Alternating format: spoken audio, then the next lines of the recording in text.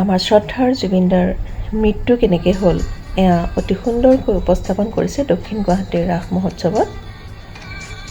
দেখিছে আপোনালোকে জুবিনদা ছিংগাপুৰত যেনেকৈ সাগৰত সাঁতুৰি আছিলে, ভাগৰুৱা হৈ গৈছিলে, আৰু পিছফালে ইয়াতত তেখেতৰ সংগীবৃন্দই উঠি আছিলে, তেখেতক চাই আছিলে, আৰু তাৰে কিছু অংশই জুবিনদাৰ লগতে সাগৰত আশে পাশে সাঁতুৰি আছিলে।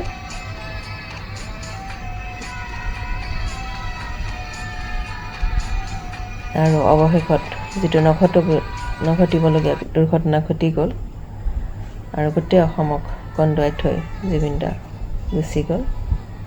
আৰু ইয়াৰ পিছত সেয়া জুবিনদাক অনা গাড়ীখন, যি আমাৰ গোটেই শোকবিহ্বল জনতাই আগুৰি ৰাখিছে।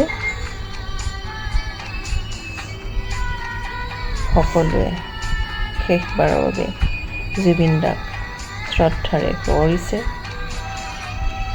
চকুলোৰে আদৰিছে। আৰু শেষত জুবিনদাৰ সমাধিস্থল, য'ত জুবিনদাক সমাধিস্থ কৰা হৈছিলে, আৰু যাৰ ভুলৰ বাবে জুবিনদাক আমি হেৰুৱাব লগা হ'ল, তাৰ বাবে আমি সকলোৱে কাতৰভাৱে চৰকাৰৰ ওচৰত অনুৰোধ জনাইছোঁ, জুবিনদাক ন্যায় দিয়ক। জয় জুবিনদা।